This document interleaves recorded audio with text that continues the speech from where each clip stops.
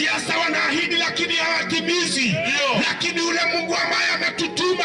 Nĩ gĩkundi kĩa Boda Boda Ministry kĩrĩa kĩhunjagia injiri na thayũ kũrĩ atwarithia a nduthi hamwe na a Kenya. Kama Boda Boda Ministry tunachukua hatua kufanya programs na wanabodaboda wenzetu, kuwafundisha, kuhakikishia kwamba wanapokuja kwa Yesu Kristo wanafaa sasa waishi maisha ya kumfanana na Mungu. Tuna programs iria turenda guthondeka kana iria cieho cia kuhota kwarĩria andũ a nduthi wa mbere tondu maundu mothe mandĩko maugaga wĩtĩkio ũkaga kũgerera kũigua.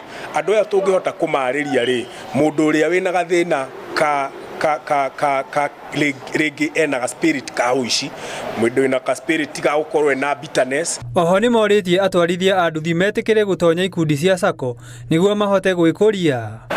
Mũndũ wothe wĩ SACCO-inĩ, SACCO ĩrĩa mũndũ arekĩra, ta rĩu SACCO ĩno itũ yandĩkĩtwo rĩtwa rĩa SACCO itũ na ĩna namba code yandĩkĩtwo na hau thutha.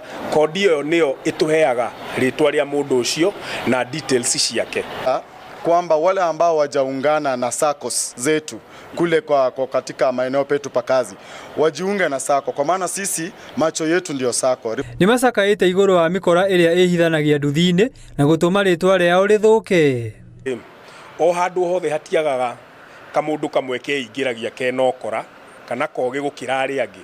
Tunapoendelea na miaka inayopokuja tutahakikisha kwamba tumetoa wale bodaboda riders ambao wamejificha katika kazi hii na wako na malengo mengine tofauti na kufanya kazi. Tunaomba mtupatie tu muda kidogo.